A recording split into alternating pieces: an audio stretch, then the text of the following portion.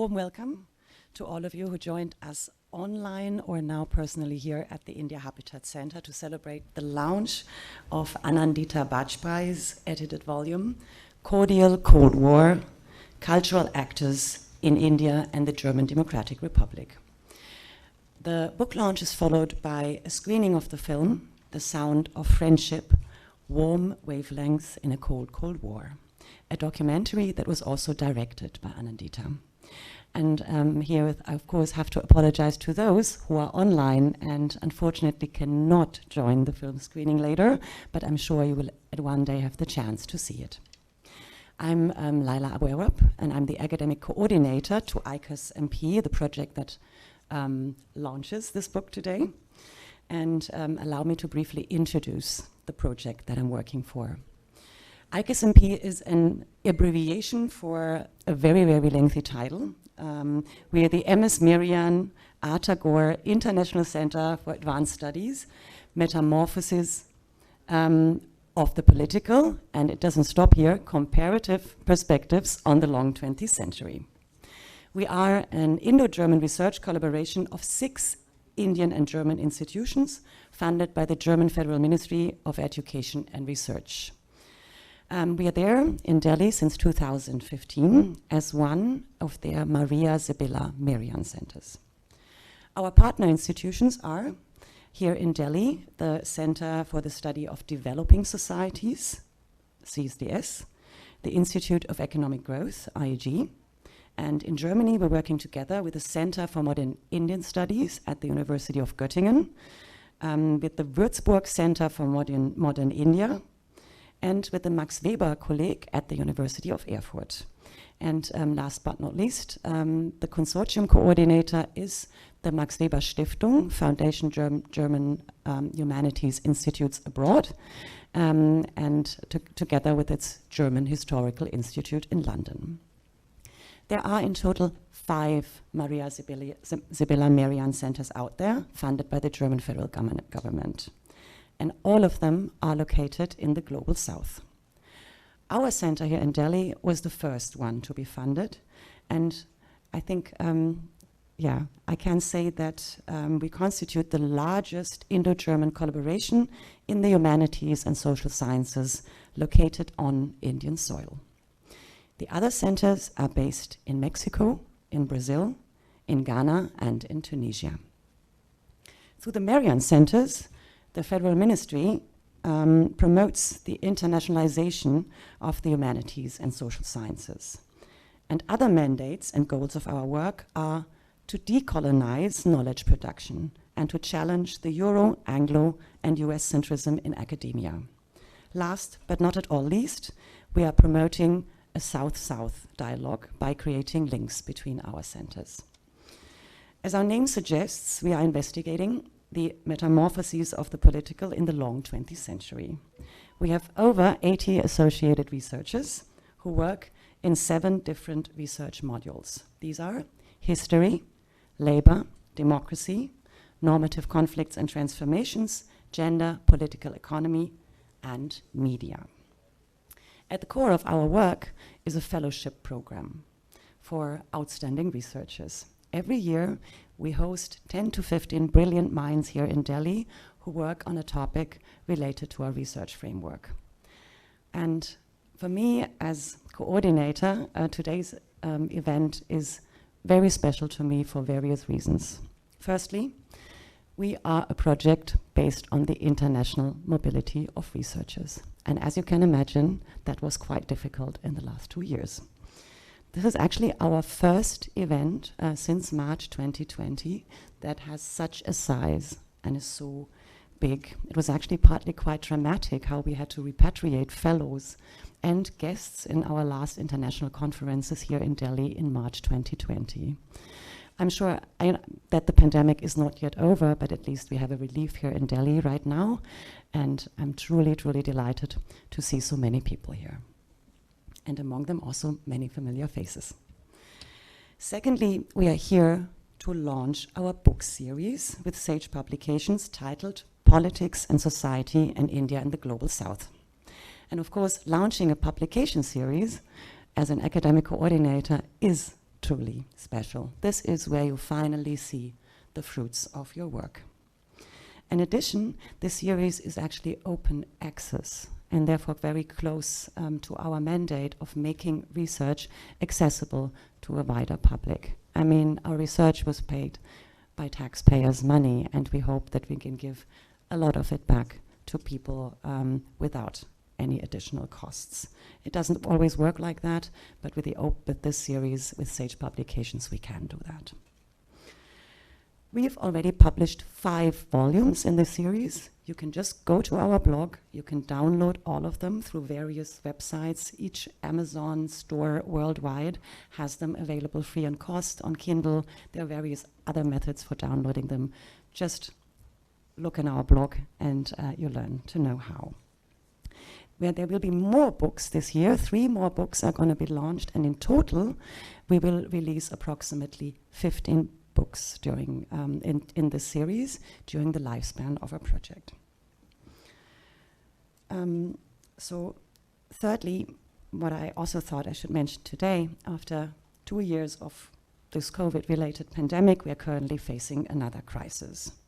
And while we are seeing the heart-wrenching images from the Ukraine and seeing the displacement of so many people, maybe the largest number since the Second World War, I think it's very important that we still hold up values of friendship, and that we're now actually celebrating a book and a film that picks out exactly that looks at cultural entanglements, at people who build bridges across cultures.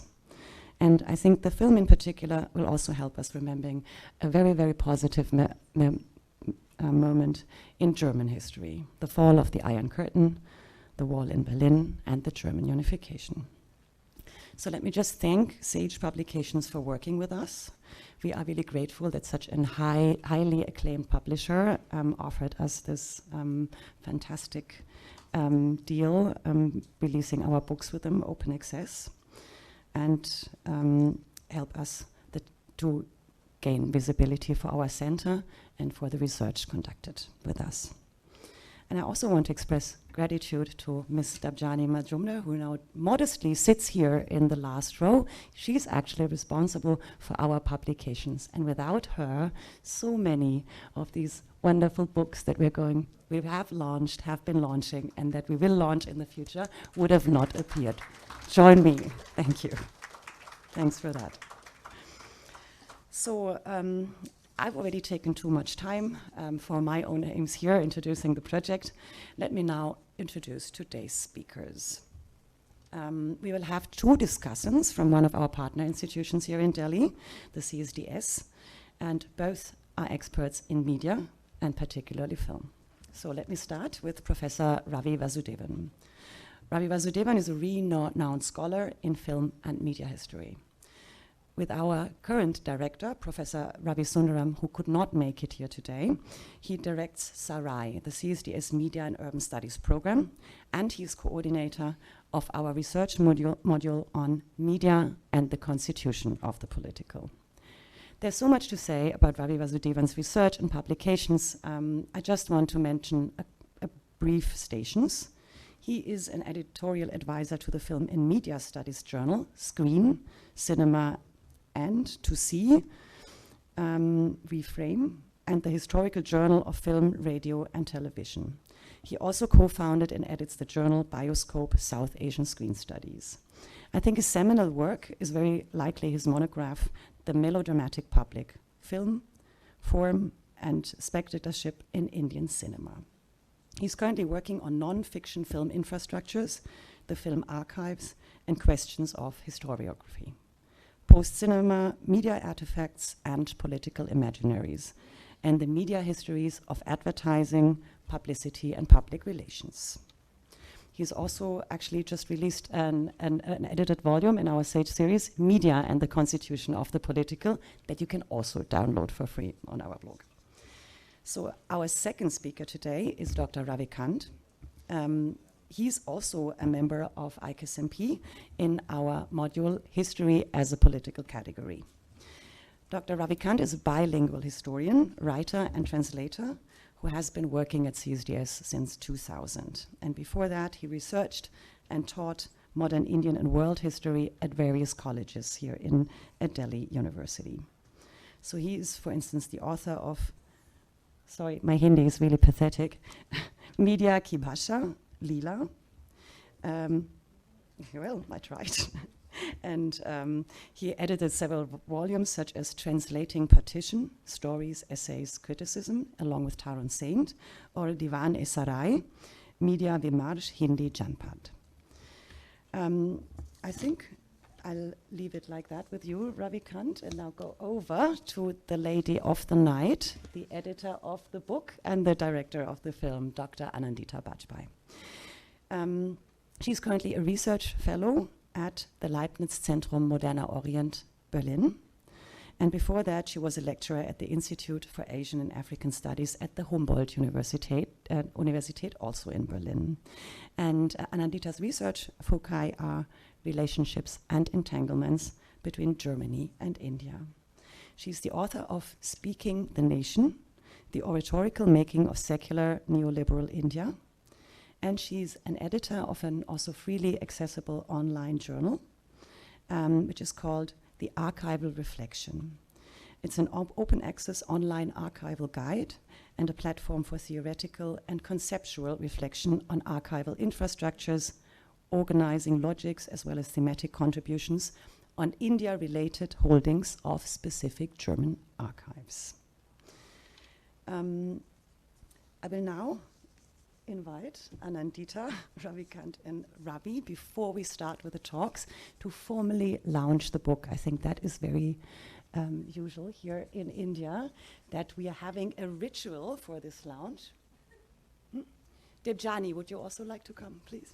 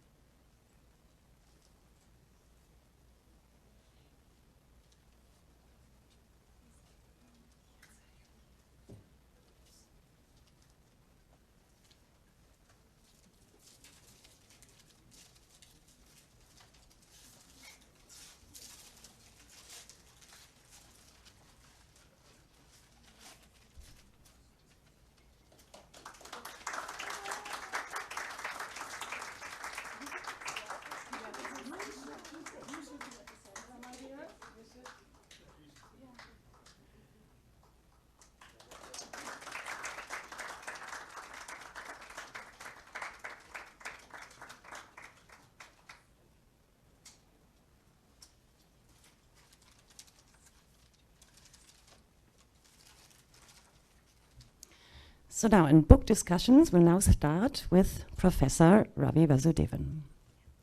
Good evening, everyone, and firstly, congratulations, Anandita. It's been a real pleasure to read this book, and I recommend it to everyone. It opens up a kind of space, I think, in terms of historical reflection.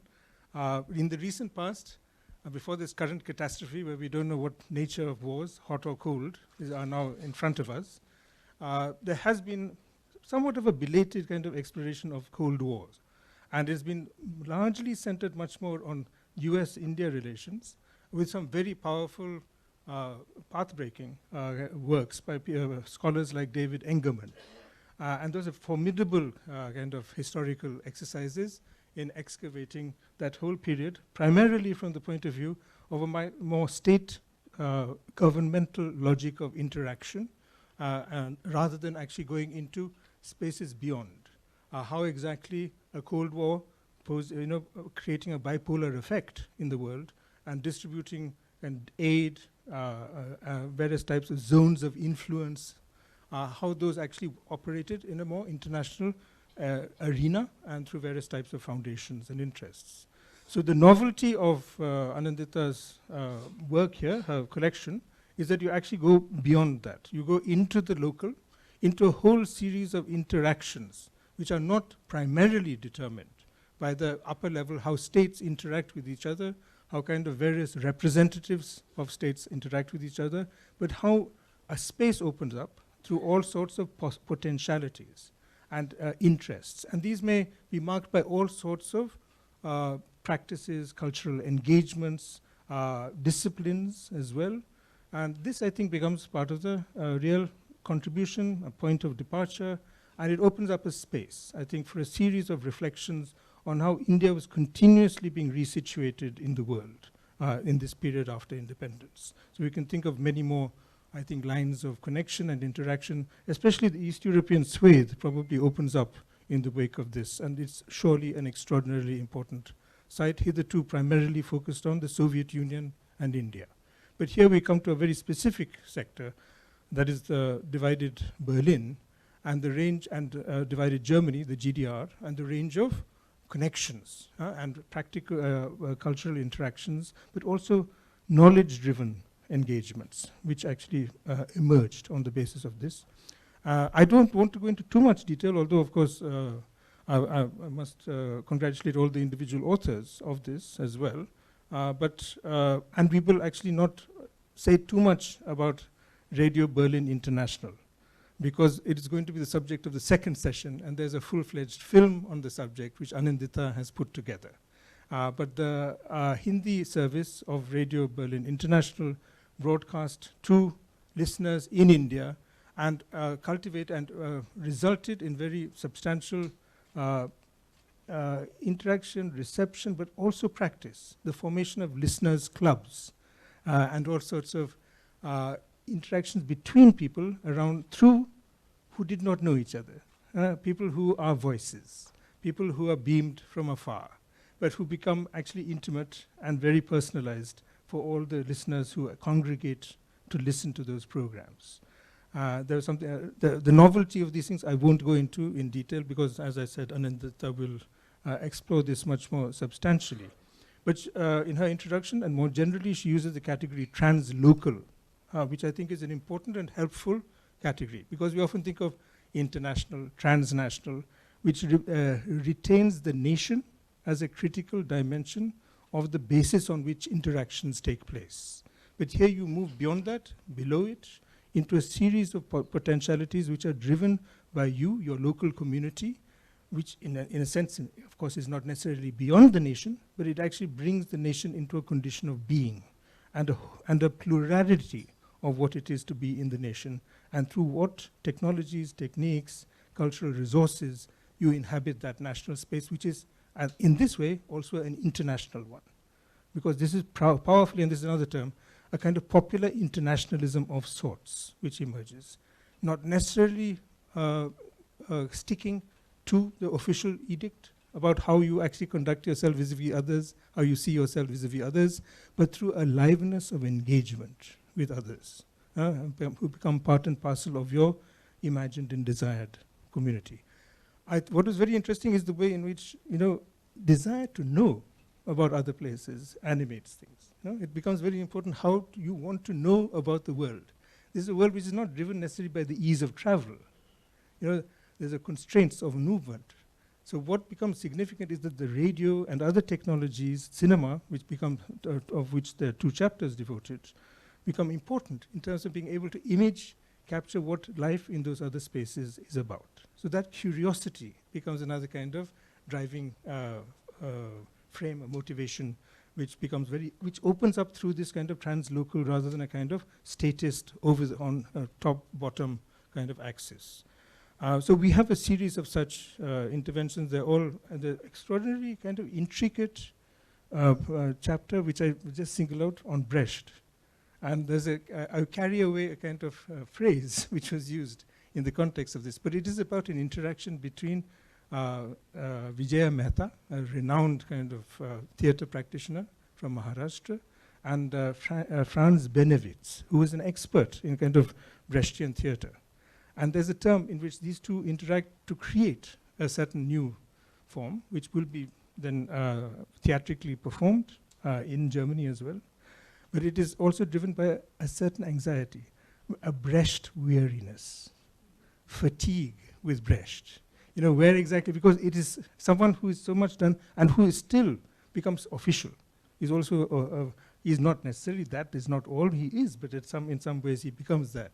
So there's this fatigue with this great figure about how to actually reassemble him, if you want, and put him together with local practices, with folk forms, and yet maintain somehow the expertise of the Brecht specialist in the line of thing. So, there are these very fascinating kind of interactions. That's just one I'm citing. They're very, Sukhdev, a great experimentalist of the 1960s and 70s, who died prematurely, comes alive in Veena Hariharan's chapter on the Leipzig Film Festival. Suddenly, we just shift the ground. We know about him here, the range of things he was involved in, the controversies he fully was embroiled in with the colonial government, Indian government, and its censorship practices. But suddenly we're in a different space. And there's a whole way in which Sukhdev comes alive in a different form. He becomes an object of a certain valorization, which is somewhat different. In fact, that seemed to be the entry point for a fascinating series of potential reflections on what cinema, as it is transiting into these spaces, meant. So that is another instance. And there are several more. I won't go into it. I found the stuff on sculpture extraordinary. There's one thing which Anandita points to, materiality of exchange. Now, the materiality may be something composed in the space of, say, what the listeners put together in terms of what they were letters to the radio station, photographs of themselves holding up placards of RBI and presenting their loyalty and engagement with it. But it can be something like the trade fair. Now, this becomes another thing. The recognition of East Germany only, GDR only comes in 72. But well before that, there's this whole body of exchanges, which becomes very important. The trade fair, the exchange of information on the materiality and of the composition of these different countries, what they offer, how they're imaged, which also is reflected in the chapter on cartography, how you have an imaging of the country in terms of its material propensities and what it holds together. So there are these other ways which are really also not just about affective culture. They may actually have affective implications that if pursued perhaps further, but that opens a series of different entry points. The materiality of the imaging of countries in their interaction, that becomes another interesting dimension. I'll leave it there. I just think it just opens this entire space. It creates a kind of zone of research engagement, which I think and requires, I think, a multiplicity of archives further to actually kind of evolve and make sense of the trajectory of India in the world, but how the world comes into India in many, many ways during this period. Many thanks. Yeah, now Dr. Ravi Khand.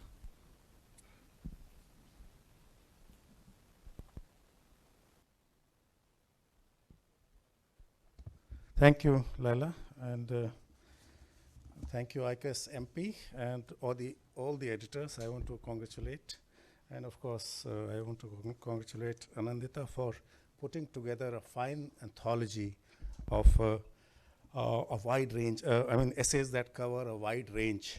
The more I read, the books that I am reading these days, the more I feel that one media does not tell you the entire story.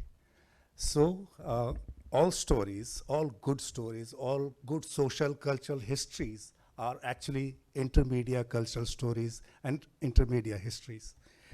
It is obvious if you look at the keywords issue of Bioscope, which Ravi and others have edited.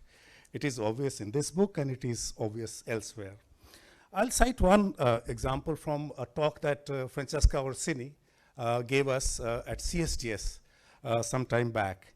And she is talking about Sarika, the magazine. She's talking about basically Sarika, but she is talking about how other countries and their stories are being translated ad nauseum.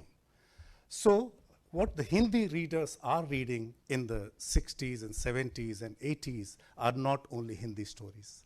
They are very much connected, aesthetically critical. They are also engaged with. So there's a wider world, some of which has been represented here, the world of theater, the world of newsreels, the world of sculpture and art, the world of radio in a brilliant article. And we'll discuss this. We have the hero here, Srivastav Sahab of the film, right, sitting across us. So what I'm trying to say is that there's a world that emerges, and this is a world which is speaking to itself, in spite of the divisions and partitions. It's an India which is a divided India, speaking to a divided Germany. And the events are in a flux. That cartography, the geography itself is in a flux. One is not sure about where one's location is, what one's national identity is, how to, frame stories that you are broadcasting from GDR, and how will it be received. Of course, you don't discuss it, but it should be discussed where there were actual codes and how shifting those codes were and ethics. For example, we had codes here on All India Radio that you could not critique countries that were friendly to us, okay? In your talks, in your presentations, so I'm sure there were also these codes there. One thing that I found interesting, as Ravi already pointed out, is that this is a wider world in which coffee houses are also important. Once again, narratives that we read about coffee houses in India, you see people, writers, artists from Pakistan, for example, coming to India, but also from Europe, all parts of the world. They make it a point to visit the coffee houses were kind of one stop where you could meet each other and mobilize for next events, cultural events. So that is another physical space which acted as a convergence, site for, apart from the literary registers. I'm also struck by, was struck by the way you reflect on photographs and the absent photograph in the film also. The house itself becomes, a site and house, a museum of that memorabilia. Here's the place where the radio was, right? And of course, somebody who has worked on, popular listening, listening to Radio Ceylon, once again, it's not in national history. The ban on songs in India creates, a popularity and a popular figure in Amin Sayani, who runs a Geet Mala program from Radio Sri Lanka. And it's not all about cinema, obviously, because GDR radio, RBI radio, is not so much about cinema. If it is, then I want to know more about it because it's something I'm personally interested in. Another thing that struck me is the warmth.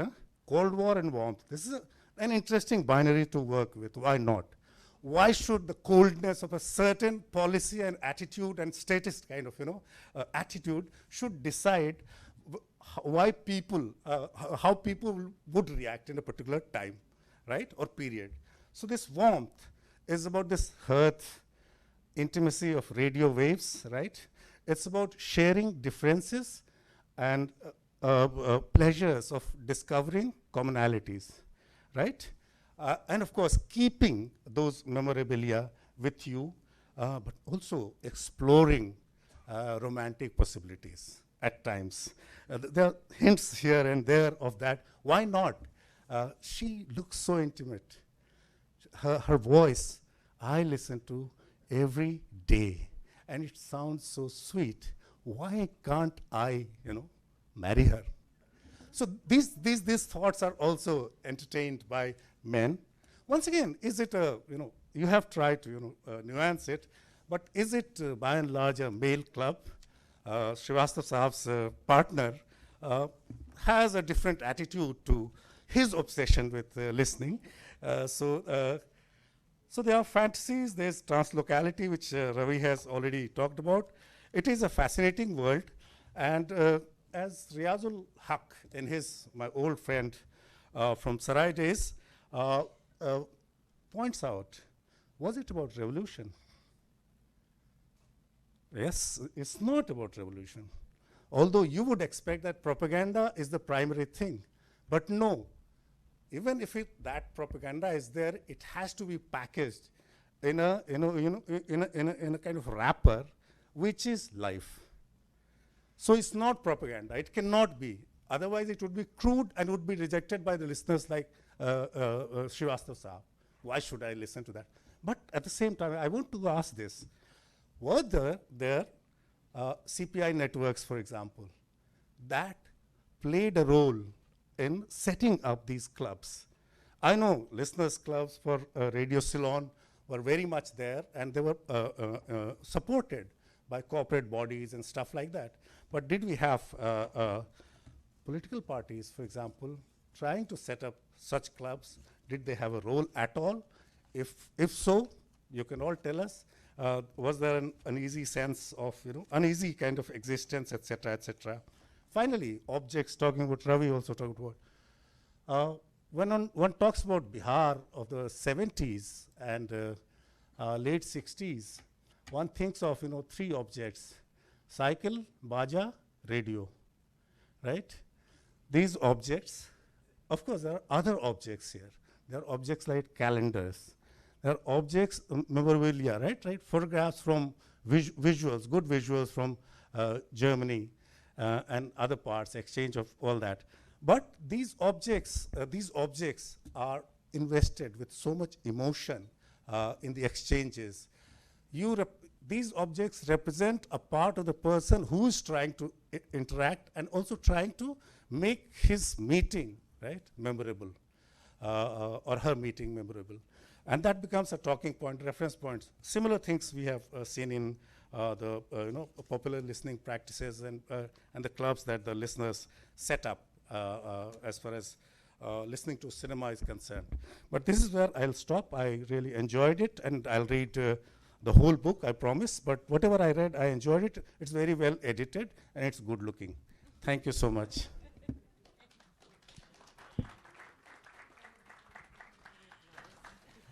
And herewith, I can hand over to you, Anandita. Yeah, as you wish. And I don't know if you saw it. The people that are actually here on the Zoom call are contributors of the volume and guests. Yeah. Let me begin by thanking both of you for these fantastic comments. They certainly are a massive encouragement in terms of where research can go and the possibilities of further exploring what we have just only started, in my opinion. So thank you very much for this encouragement that both of you offered through your comments and questions. And maybe I just move on and rapidly thank all the contributors who are there online. I think Veena is here in person. Can you raise your hand? So we have one contributor who's here in the room with us, but the others are all online. And may I please invite you all to give a round of applause to all of them before any answers or any, comments can begin. It's also an invitation to all the contributors to please join in after I have made a few remarks. I'll keep it very, very short, and I don't think it's possible to keep it crisp, but I'll keep it short. So let me start with the very last point that Ravi Khand rightfully pointed out too, objects and the role of objects in the making of these histories, entangled histories, as I call them, cycle, baja, and radio. I think what has fascinated me particularly is in terms of how people commemorate, talk about these pasts, in terms of how people re-narrate their memories of their, important parts of their lives, their youth. Arvind Srivastav will of course join in and say much more about this. What I encountered while researching on Radio Berlin International and in Madhepura is that cycles definitely play a big role, and you'll see that when you see the film, why a cycle is very important. Baja, and that explains why we put that song, because what is so fantastic is how we encountered these songs that were being sung, and we wanted to do something to capture the essence of what we were feeling while we were in Madhepura as a team. And finally, radio. I think what's remarkably known to most of us, even a generation that is younger from Arvind's would know of this. It's fantastic how radio listeners clubs organically came into existence simply because there was one person in the neighborhood who would have a radio set. So, the making of radio listeners clubs and this whole culture of becoming fans and listening together and this being a community activity is something that is very specific to radio and its presence in India in the 70s and the 80s, of course. I'll move on to the second question that you posed when it comes to parties, political parties, and were they trying to, of course, again, Arvind Srivastava will answer this question much better than I do. But my experience tells me that one could talk a bit more about parties like the CPI in terms of how friendship societies came into existence, and these were very well-established networks. So you had Indo-GDR friendship societies, which often ran parallel and had overlapping memberships when it came to Indo-Soviet friendship societies. When it comes to radio, I think it's a bit more unpredictable, it's a bit more ungovernable, it's a bit more murky, and it's a bit less, controlled. There is only that much that parties could do, perhaps in terms of providing, memorabilia or reading material of all sorts for the exhibitions that listeners organized. I think from there, it became something much more personal and individual. So it was all about the bonds of friendship, cordiality that were really struck at a very personal level between the listeners and the presenters. And let's not forget the presenters, who play a very big role in sort of clasping these audiences and keeping them loyal to them. Your next question about, were these listeners clubs, male? That's interesting. There are many stories. There are quite some photographs of female listeners as well. There's a lot of commenting that you will encounter also in the film when it comes to, how women listeners were listening to the show. Very often you did have people whose wives became vice presidents of the listeners clubs or the treasurers or the secretaries. But I would not nonetheless take it unseriously how women were trying to listen to the program. This is definitely a dimension which has to be explored further.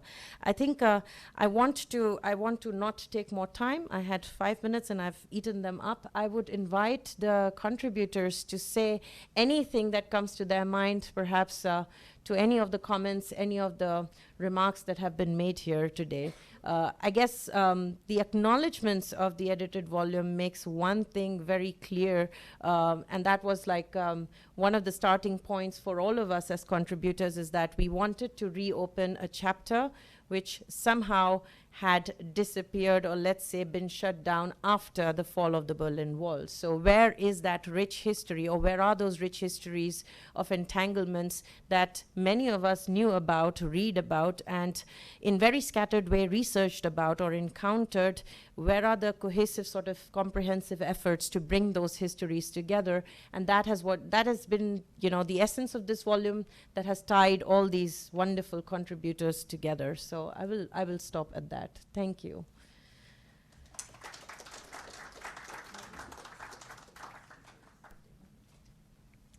We're now inviting those who joined us on Zoom, the contributors to the volume, to comment on probably discussing problem, also, of course, on anything else you would like to say.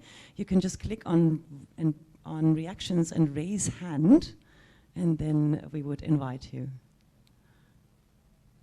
Is there someone?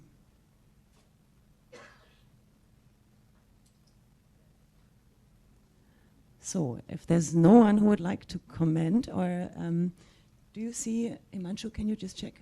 Then maybe the audience has questions. Okay. Do we have a second? Okay. Maybe I have a question. There's first this gentleman here, and then I would hand it over to you.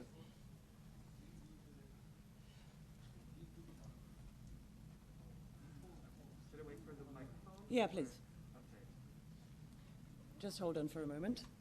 Bear with us while we are doing the technicals. Oh, just, there was actually this gentleman was before. Sorry. May I hand this over? Can you just give the mic, please? Yes. Thank you very much. Sorry. So, in my own very limited research on India's position within the Cold War, I've seen it described as like part of the bloc-free movement, and I've only ever heard from first-hand experiences, from people that I've known throughout my life story or whatever. I only heard people talk about the relationship between India and the GDR, and not too much about India and West Germany. Would that be mostly an economic friendship, or would it also be a cultural one? There's now one question among the Zoom participants, or a comment. I think it's, I don't know if I can see it from here, it's Vishnupriya Dutt, right? Please, you could unmute yourself and comment or say something. Yes, thank you and congratulations, Anandita. And it wasn't a question, but sort of responding to Ravi Khand and Ravi also about the question of the materiality and the archives, which of course, it is there still in Berlin and Germany. And what is a methodological sort of, questions or research questions which is important to ask when we actually go back to the materiality? And I was wondering, because, Ravi Khand, you talked about the revolution, the question of propaganda. I was thinking, what's the role of ideology? Because, there was this idea of the socialist principles and, the welfare state, which, of course, GDR had. And there was an aspiration. I don't think anybody here looked at a revolution, but looked at a more equitable distribution of wealth and some egalitarian impulses, while from the GDR, it was the question of civic rights. And, also the question of when you come with the global south and the post-colonial sort of the world, and I was thinking of the question of race as an important way of looking at this intersectionality. Those were my two sort of responses to the comments today. Thank you.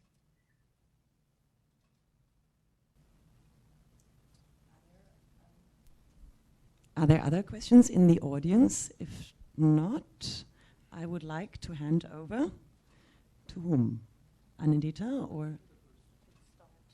With the first. Yeah. Yeah, thank you very much. So where does West Germany, or let's call it the Federal Republic of Germany, FRG, stand in all of this? Now, if you're a scholar who's trying to study historically the whole big ocean of so-called India-German relations, the one thing that one encounters is that there is almost an over-obsession with West Germany. So we do know of, stories from Raurkela. We know of, economic sort of investments in IIT Chennai as we know it today. West Germany's role is rather flashed about and talked about, and rightfully so, because I think this is amazing scholarship that has happened in that direction. What is a bit less engaged with would be questions of radio stations such as the Deutsche Welle. And that is the obvious next step that I'm interested in while researching on Radio Berlin International.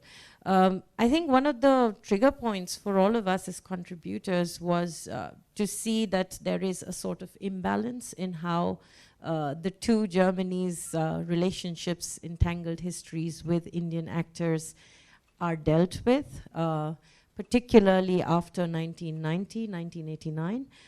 And this is this edited volume in that sense speaks to that academic void which all of us see as very, very prominent. So there's a lot when it comes to FRG. even in this volume, it is always there as the elephant in the room. So that was the first sort of a response. The second one, how India is shaping. I think one of the important sort of goals that each one of our chapters had or has, in fact, and comes out very clearly in each of the contributions, is that we are not so much interested only at the level of what an Indian state, a so-called Indian government, or a so-called German Democratic Republic state might be doing. We wanted to get into the micro-histories and the tinier stories of entanglements. And once one comes to concentrating, focusing on actors, their everyday exchanges, what comes out very beautifully in studying that is that Indian actors are anything but passive in all of this. So whether it's radio, whether it's Vijay Mehta, whether it's, you pick up any chapter, the one thing you realize is that in fact, they are shaping the very content of the medium that we are talking about. So it does not come across as, you know, this is some passive satellite which is there to receive some kind of, you know, East German propaganda. Quite the contrary. And what we were interested, I think what each one of us has been interested in exploring is, let's get over that rhetoric of who is passive and who's active. Let's look at the exchanges in their dynamics and how they change and how the codes shift, as Ravi Khand rightfully said. And I'll stop at that maybe and pass on the mic. I think, sir, you also had in mind things like the non-aligned movement, if I'm not mistaken. No, not necessarily. But I mean, that would be one obvious level at which states operate. I was struck by your expression. You said resituate. I am being resituated. No. India is being resituated. It doesn't mean that. The expression you It doesn't mean that India is necessarily the object. You can even resituate yourself. No, it depends on which angle you look at it. And I think the way Anandita. I wanted a clarification. Yes. Yeah, but it can be at various levels, and that became important. So at the level of states, the policies which you adopt in relationship to other states, in relationship to the Cold War. So I think that's a significant thing. It's not gone away. It's consequential. How you actually fashion your foreign policy in relationship and offer others opportunities of a different angle. So I think that's true. But this, the project of the book, well, I think the project of the book has different dimensions. There are different dynamics. One is just what Anandita kind of articulated, where you actually go through into the kind of nitty-gritty of local practice as it engages with this wider universe offered by this interaction, you know, with the GDR or its practitioners or its intellectuals or its playwrights. Then there's actually another area which I think is worth thinking through, and this may be related to the archive, and it's to do with this thing, this zone of knowledge generation. And you know, this is the one thing which Anandita picks up in her presentation on her article on RBI and on the radio, how knowledges are constituted of listeners. So one, there's this emotional, affective relationship, and the feeling, a relationship of feeling, of love, of enjoyment and investment. There's the other thing where the radio station itself is continuously mapping their constituents, their listeners. There's a solid database, isn't that right? In her, who are the listeners? What did they ask for? What have they received a gift? Have they and what can we possibly suggest? You know, if we've got a program coming up, where maybe we can invite them to actually participate in some fashion or give their response. So this is we are now familiar today, you know, algorithmic mapping and participation by our user, the way we use the internet. This there was a much more before this time. There was a way of actually mapping your listeners, your users. And I'm not saying in a negative sense. I'm saying this as a mode of knowledge generation in relationship to media and media institutions and practices. So I think that was a very important thing. Trade becomes an extraordinarily important area. You know, the material offerings which actually kind of govern you, what you can offer. And that's another zone of influence, definitely, which India offered through engineering exhibitions, all sorts of stuff. It is, and this is something waiting to be done. Can I ask another question? I'll just finish, sir. I'll just finish. I'll just finish. I'll just finish. Okay. So the exhibition is another site. I think it's a critical site. It is something where you actually share knowledge, share products, and you actually kind of have it as a multi-sited phenomenon. It's taking place here. It's taking place in the GDR itself. It's taking place all over the world. And that becomes a way in which you're presenting yourself and your wares and what you can offer and what kinds of things, because this is electronics coming from there, but there are a whole series of other things coming from here. So, these become very interesting lines of exchange. There's cultural exchange, there's trade exchange, and that's actually mapping the territoriality of India in terms of its materiality. What governs it in terms of material form? That, I think, becomes another important framework. But the archive, I think, is something to be pushed now. This is another area we have to think through what exactly the book offers in terms of thinking through the archive, because there's one element where I think the thing is go beyond official archives, and that's absolutely correct. Because if you remain at the level of the National Archives of India or some, you will there may be a limit, or you will come back to those deposits with different questions. That becomes something else. Now, even Ravi Khand actually gets a lot of information from the archive. He refuses to go there. It's almost like a matter of principle, but he will bring his energy into it. Just a couple of points. This is just to continue with what you said about audience being passive. Obviously not.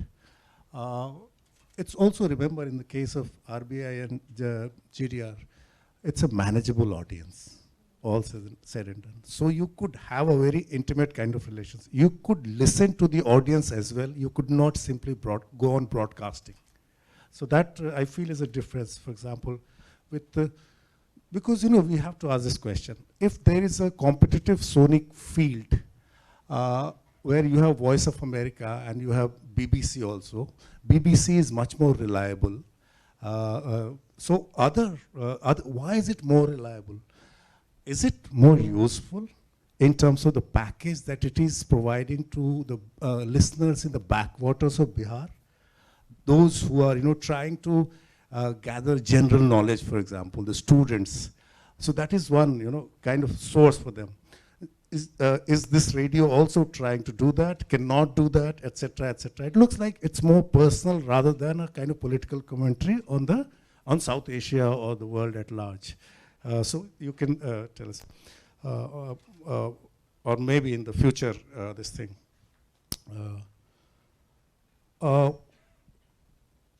So that's it. I think this is the only point I wanted to make. Last point in response to what Ravi Khand said.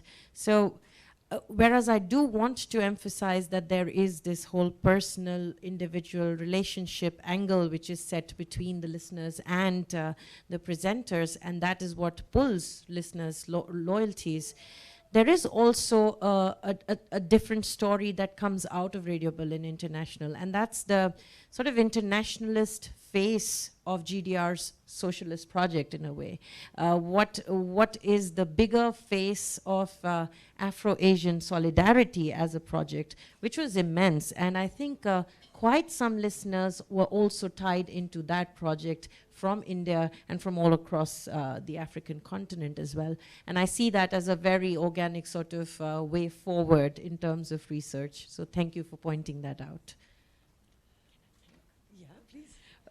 I think time is up for this launch, but I do want to conclude the first half of this session by really thanking Debjani Mazumdar again, and Sage Publishers and their entire fantastic team who, in spite of the COVID problems and issues and so many delays that we had, tried their level best that the volume comes out on time with a minor delay only. I really would like to thank all the organizers and people from ICAS MP who have been such a tremendous support in not just the volume seeing the light of the day, but also in the entire journey with the organization of this event today. So thank you very much to ICAS MP. I'm going to say it again and again after the screening as well. Thank you. Yeah. Many thanks to you, Anandita. And so I think with this, we're saying farewell to the online audience, and thank you very much for joining.